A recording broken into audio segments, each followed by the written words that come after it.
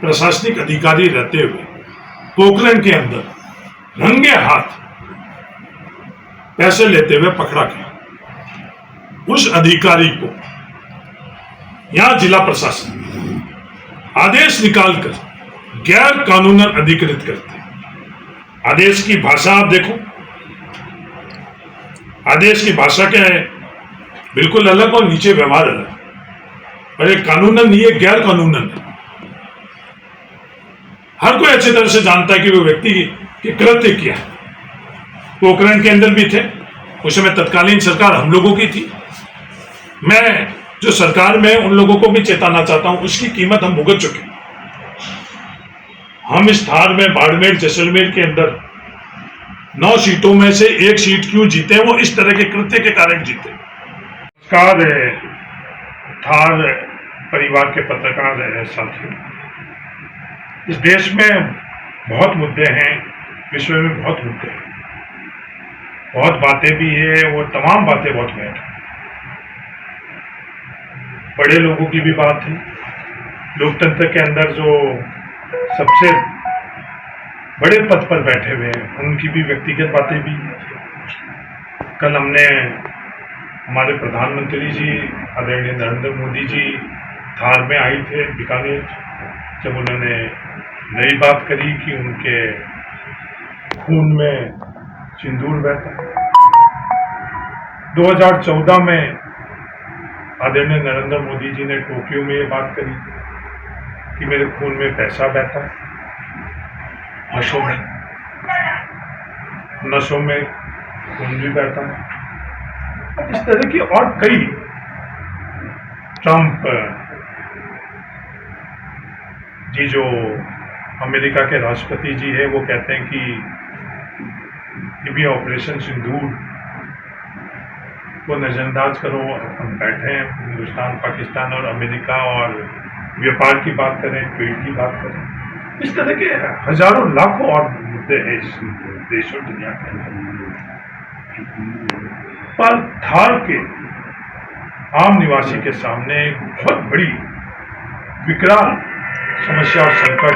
ये समस्या है कि ये जो ट्रांसमिशन लाइन से जो बिजली की लाइन है, ये बिजली की लाइन सिर्फ बिजली की उत्पादन में से जुड़ी हुई समस्या ही नहीं है। ये ट्रांसमिशन के माध्यम से हम लोगों का आने वाले समय के अंदर ये थार में प्रकृति का जीवन और इंसान का जीवन, मानव जीवन, दोनों के लिए बहुत बड़ी चुनौती।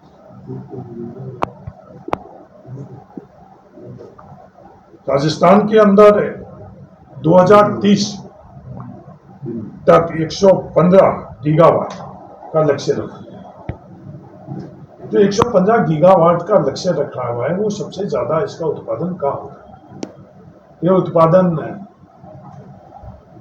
जैसलमेर और बाड़मेर इलाके के अंदर, कुछ पड़ोदी में भी है, कुछ बीकानेर में भी है।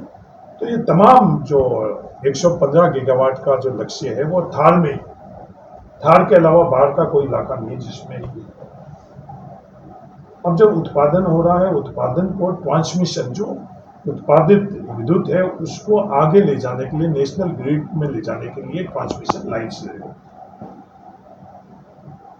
क्या उत्पादन चैरिटी के तौर पर हो रहा? नहीं, तमाम उत्पादन व्यवसायिक तौर के ऊपर हो रहा है। व्यवसायिक का मतलब कि जो भी उत्पादन कर रहा है वो आर्थिक धन कमाने के लिए, पैसा कमाने के लिए कर रहा है। फिर सवाल ये उठता है कि जो ट्रांसमिशन है, जो उत्पादन करने के बाद में जो बिजली उत्पादित की गई बिजली है, किसी भी सूत्र से जो लाइन, जो विद्युत लाइन है जिसको अपन हाई ट्रांसमिशन लाइन कहते हैं, उसको नेशनल ग्रिड तक पहुंचाने के लिए क्या वो फ्री में कर रहे हैं, चैरिटी में कर रहे हैं? उसका जवाब है नहीं।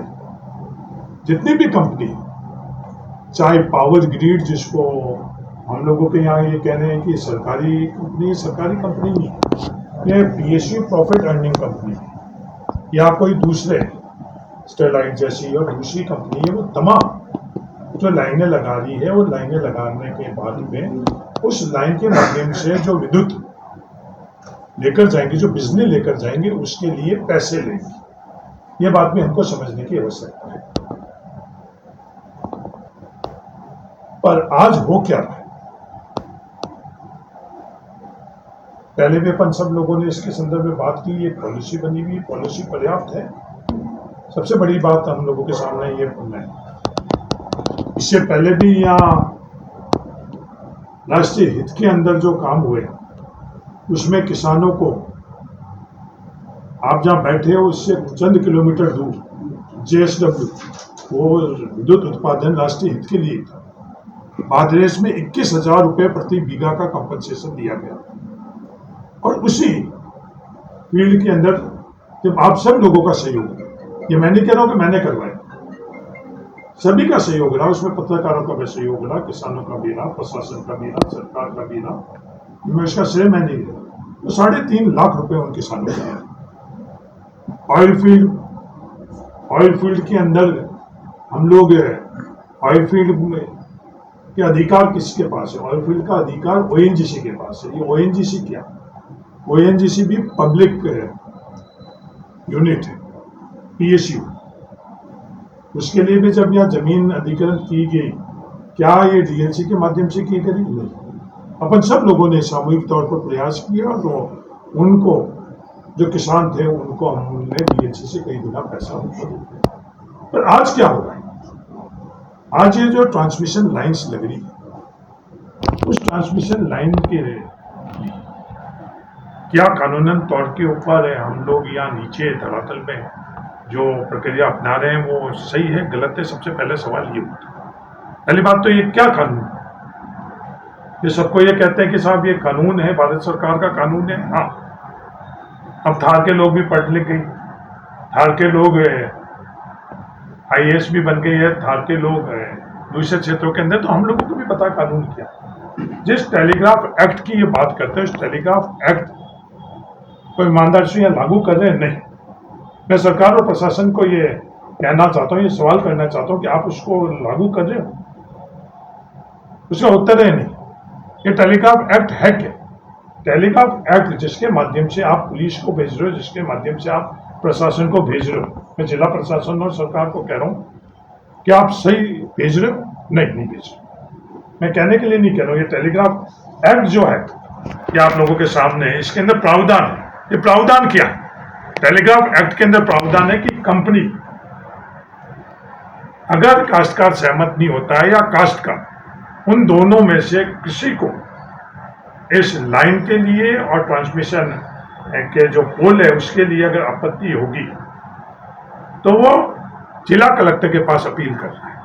मैं तमाम जिला कलेक्टर से पूछना चाहता हूं कि आपके पास कोई भी, आज तक जब मैंने ये बात पता करी, एक भी कंपनी ने जिला कलेक्टर के पास नहीं करी।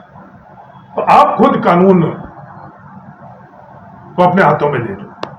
जब आप किसी प्रशासनिक अधिकारी को वहां भेज रहे हो, पुलिस को भेज रहे हो, ये जो टेलीग्राफ एक्ट है, इसका वायलेशन जिसके को आप कहते हो कि ये टेलीग्राफ एक्ट के माध्यम से हम लोग करें, इसका वायलेशन आप खुद कर रहे हो। एक जगह भी इस ट्रांसमिशन लाइन के संदर्भ में आप लोगों ने फैसला किया है क्या? नहीं। तो थार के लोग जो कानूनन हक और अधिकार है उसको आप कुचल, ये कुचलने के पीछे इनका मंशा क्या है?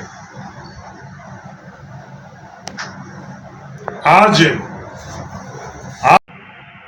थार के लोग बहुत सचेत सतर्क हैं कि इस तरह के भ्रष्ट व्यक्ति को दंडित करने की जगह उसको हम लोगों ने, हमारी सरकार के वक्त उसको बड़ी करना, ये पाप तो हम लोगों ने किया, और उस पाप की कीमत हम लोग लोकतंत्र के अंदर जो भुगतने होती है वो भुगत चुके हैं। और उसी को पुरस्कृत कर और पूरा हर स्तर के ऊपर थार कर रहा था। हर कोई ये कह रहा था कि ये व्यक्ति जो एसडीएम के पद पर रहते हुए आज इस बॉर्डर के अंदर गैर संवैधानिक और गैर कानूनन तौर के ऊपर वो क्या कृत्य कर रहा है, उसके बावजूद भी इस व्यक्ति को पुरस्कृत कर इन कंपनियों, इस कंपनियों का किस मकसद से और किस मंशा से उस कंपनियों के लिए ये आदेश निकला, आज ये सवाल खड़ा होता है। कानूनन तौर के ऊपर इस कंपनियों के अंदर क्या चीजें हो रही, प्रति जो पोल है, ट्रांसमिशन लाइन है, उसके लिए लाइजनर का व्यवस्था कर रखी। जो थार के किसान काश्तकार को तो आप लोग पैसा नहीं दे रहे हो, उस लाइजनर को लाखों रुपए पर पोल दे रहे हो। वो लाइजनर आगे क्या कर रहा है? वो लाइजनर ऐसे लोगों के माध्यम से गैर कानूनन यहां के किसानों का शोषण कर रहा है। मैं उनको भी सतर्क करना चाहता हूं, जिनको ये लगता है कि इनके माध्यम से हम हमारे कुछ काम करवा देंगे या इनके माध्यम से हम लोग किसी को दबा देंगे, किसी का शोषण कर लेंगे। ये थार के लिए सही नहीं है। जब थार के लिए सही नहीं तो आपके लिए भी सही नहीं। इस तरह के कृत्य जो भी हो रहे, ये नई व्यवस्था इन लोगों ने चालू कर दी। नई व्यवस्था क्या करे चालू करी कि जो पर पोल लाइजनिंग के लिए इन्होंने पैसे करने, और सब जानते हैं। अगर कोई ये कहता है कि किसी को पता नहीं है तो वो झूठ बोल रहा है। बड़े से बड़े अधिकारी को यह पता है, जो यहाँ जिला प्रशासन के अंदर बैठे हुए हर जनप्रतिनिधि को पता है, सरकार को पता है। किसान को तो हम लोग मुआवजा नहीं दे रहे और उन लोगों को लाइजनर के तौर के ऊपर हम पैसा दे रहे हैं। और वो क्या कर रहे हैं? हमारे अज्ञान किसानों का शोषण कर रहे हैं।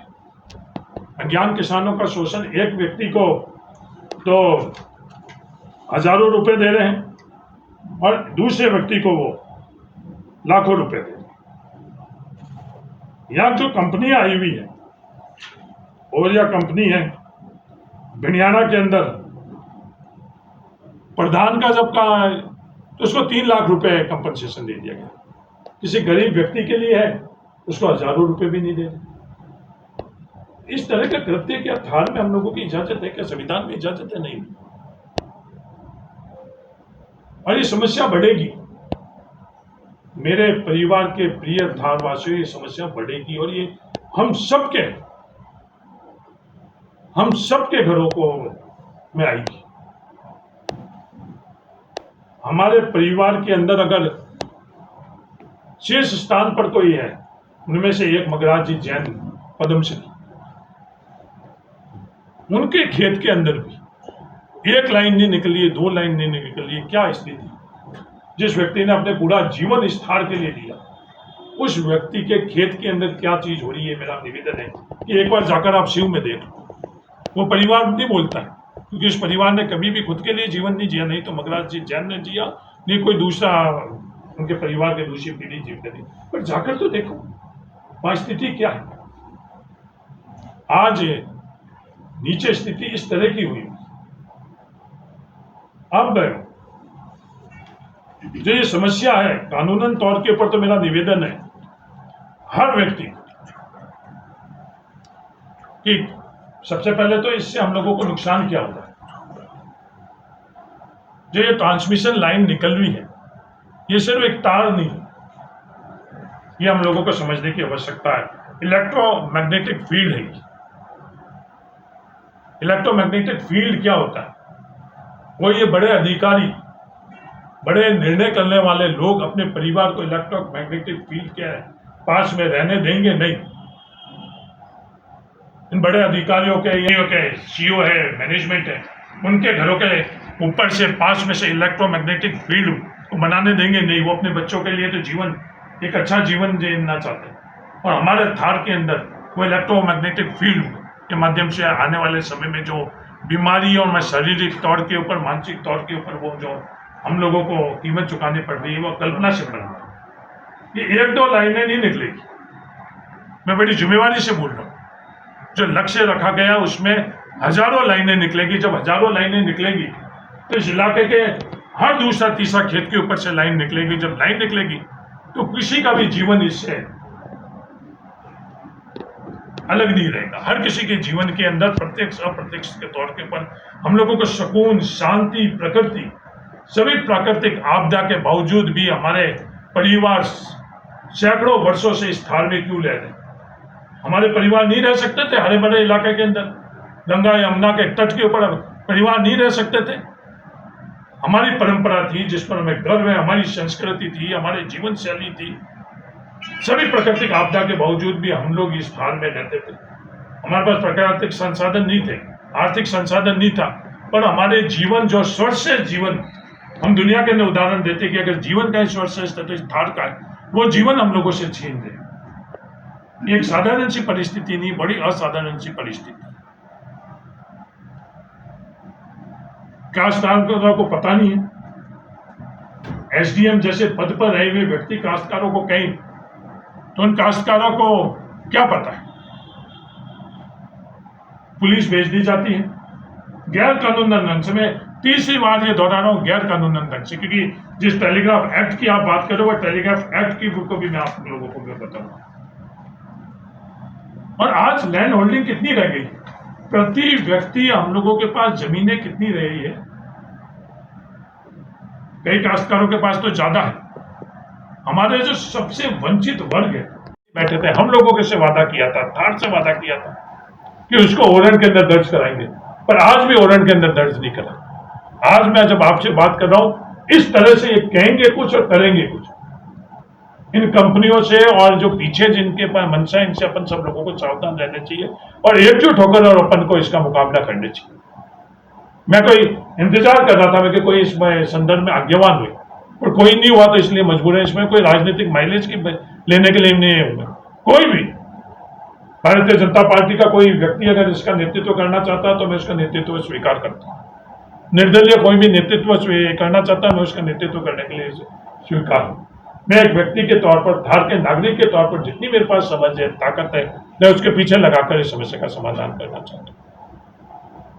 यहाँ धार के अंदर दूसरी व्यवस्था भी, हिंदुस्तान में दूसरी व्यवस्था भी, ये पीएसयू जिसकी बात कर रहे हैं, उनके अंदर जब बीएसएनएल का टावर लगता है या ओएनजीसी की जमीन ली जाती है तो उसमें किराया नहीं देते हैं, किराया देते हैं।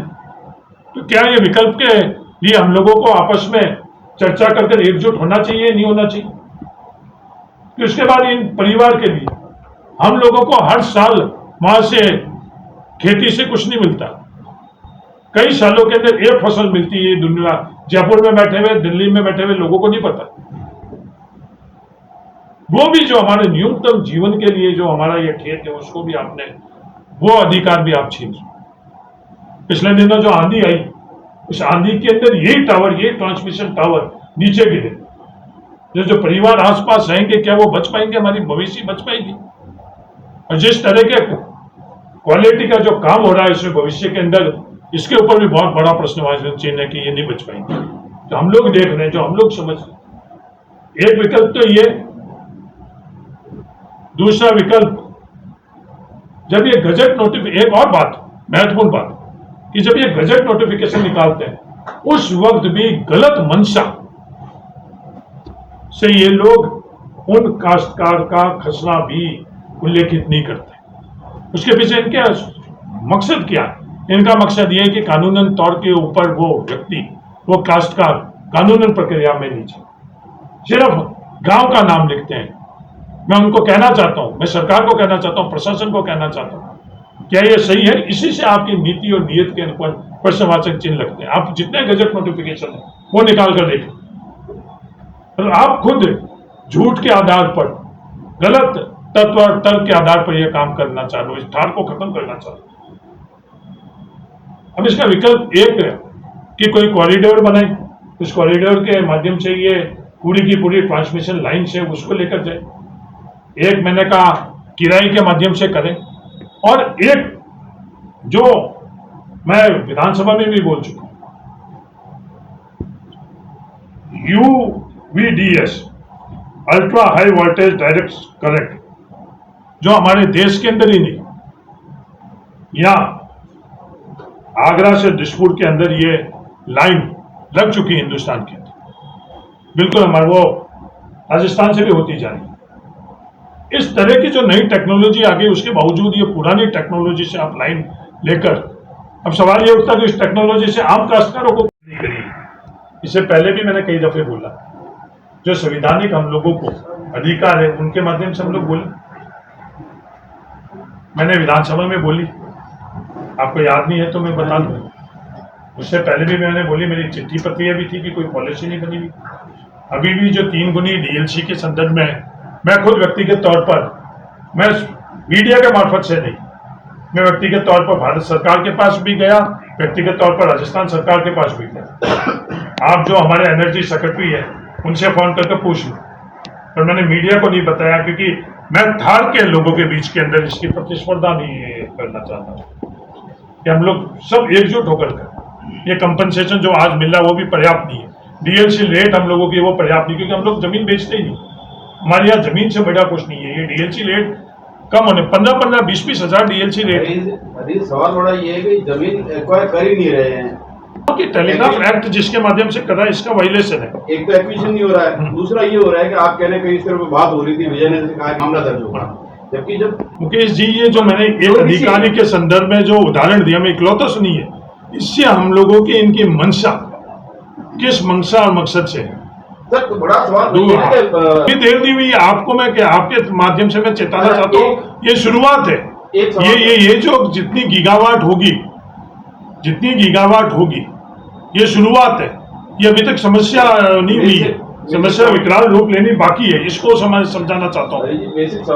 मैंने विधानसभा के माध्यम से एक जनप्रतिनिधि के तौर पर मेरे पास वो अवसर था, मैंने विधानसभा में कहा, आज मैं मीडिया में आया उससे पहले मेरा क्या फर्ज बनता कि मेरे को लोकतांत्रिक व्यवस्था के अंदर संविधान में विधानसभा में बोलना, क्या मैं बोला या नहीं बोला आप विधानसभा के रिकॉर्ड कर लो। उसके साथ साथ में प्रशासनिक लोगों के पास जाकर मैंने बात करी या नहीं करी। मैं एक और बात कर रहा हूँ, मैं व्यक्तिगत तौर पर संघर्ष कर रहा हूँ, ये डीएलसी जो 3 गुना है इसको बढ़ाई जाए, और जो ट्रांसमिशन लाइन के नीचे वो व्यक्तिगत तौर पर मैं कोशिश कर रहा हूँ, पर मेरा अकेला आपकी कोशिश पे नहीं है। मैंने आदरणीय पत्रकार महोदय 3 बात तो मैंने कही, तीनों गैर व्यवहारिक गैर कानूनी हुई। तो आप मुझे बताओ जो नई टेक्नोलॉजी से ट्रांसमिशन हो रहा है वो मैंने आपको बता भी दिया कि कहाँ हो रहा है। अगर मैं गलत हूं तो मुझे आप सही कर लो, करेक्ट कर लो। आपने गुड़गांव की बात कही? नहीं, आगरा से दिसपुर, आगरा से दिसपुर। और वो जो जिस टेक्नोलॉजी के अंदर है वो भी मैंने आपको बताई, ultra high voltage direct current का, अल्ट्रा हाई वोल्टेज डायरेक्ट वो लाइन हम लोगों की लग रही है, वो 5 लाइनों की जगह 1 लाइन लगेगी, तो जो समस्या है वो 20% रह जाएगी। नंबर 2, मैं ये बात आपके माध्यम से कर रहा हूँ कि क्या किराया का प्रावधान हो सकता है नहीं, उसके लिए मैंने उदाहरण भी दिए। पीएसयू बीएसएनएल भी है, पीएसयू ओएनजीसी भी है। देश हित के अंदर जो ऑयल का एक्सप्लोरेशन हो रहा है वो उनके माध्यम से हो रहा है। नंबर 3, मैंने आपके माध्यम से ये बात करी, ये पावर ग्रिड जो पीएसयू है, इसके अलावा जितनी कंपनियां हैं क्या ये फ्री में कर रही है? नहीं, इनको जो बिजली के ट्रांसमिशन है उसके अंदर पैसा देना पड़ रहा है। जब ये व्यवसाय कर रही है तो जिस काश्तकार की जमीन का उपयोग हो रहा है क्या उसका हक और अधिकार नहीं है? ये नंबर 3 मैंने बात करी। फिर मैंने बात करी टेलीग्राफ एक्ट, मैं उसको राजनीतिक दिशा में बातें नहीं ले जाना चाहता हूं। आप कह रहे हो जब क्या टेलीग्राफ एक्ट जो बाकी सभी एक्ट के संदर्भ में हम लोग बात करें कि इसको बदलना चाहिए, देश में कई कानून बदले गए, और जो आम नागरिक के जीवन समाप्त करने के कानून है ये टेलीग्राफ एक्ट, इसको बदलना चाहिए नहीं बदलना चाहिए, ये तमाम बातें मैंने करी। ये एक दिशा के अंदर, एक दिशा में होता, अगर डीएलसी रेट बढ़ाने के लिए होगा तो हरीश चौधरी अकेला अपना प्रयास कर रहा, जिस दिन वो पहले भी प्रावधान था